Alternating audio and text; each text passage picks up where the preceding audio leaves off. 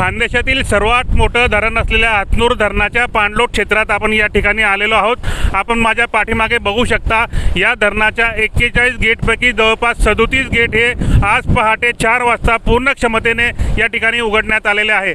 37 gate पूर्ण क्षमतेने उघडल्यामुळे या धरणातून 2,30,336 क्युसेस प्रति सेकंद या वेगाने या ठिकाणी पाणी तापी नदीच्या या पात्रामध्ये सोडले जात आहे।